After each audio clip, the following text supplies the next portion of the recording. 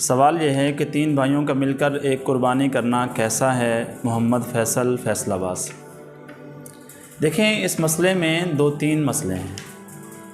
پہلا مسئلہ تو یہ ہے کہ اگر آپ 3 بھائی ہیں اور تینوں ہی صاحب نصاب ہیں، آپ تینوں پر قربانی واجب ہے، تو ہر بھائی کو الگ الگ قربانی کرنا ضروری ہے۔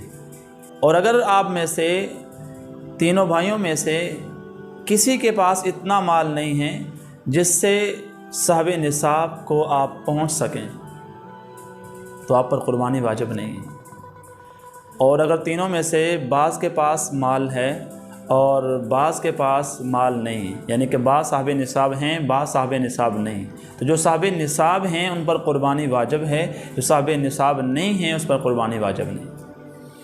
یہاں ایک مسئلہ میں ایڈ کرتا چلوں کہ اگر ہم 3 بھائی ہیں، ہمارے اوپر قربانی واجب بھی نہیں ہے، تو ہم اپنے والد کے نام پر قربانی کر سکتے ہیں۔ یعنی کہ 3 بھائی یا اس سے زیادہ بھائی ہوں یا کم بھائی ہوں، وہ مل کے سارے پیسے اکٹھے کر کے ایک جانور قربانی کا خریدیں، وہ اپنے ابو کے نام پر قربانی کر سکتے ہیں یا نہیں کر سکتے؟ اس کا جواب یہ ہے کہ سارے بھائی مل کر قربانی کا جانور اپنے ابو کے نام سے قربان کر سکتے ہیں۔ اسی طرح ایک سوال ہے کہ ایک بکرے کی قربانی سب کی طرف سے کرنا کیسا ہے؟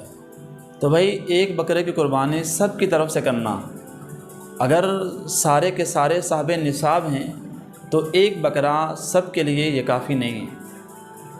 اس لیے کہ رسول اللہ صلی اللہ علیہ وسلم نے فرمایا کہ جس پر قربانی واجب ہے، جو قربانی کرنے کی وسعت رکھتا ہے، جس کی استطاعت ہے قربانی کرنے کی، اگر وہ قربانی نہ کرے تو ہماری عیدگاہ کے قریب بھی نہ آئے۔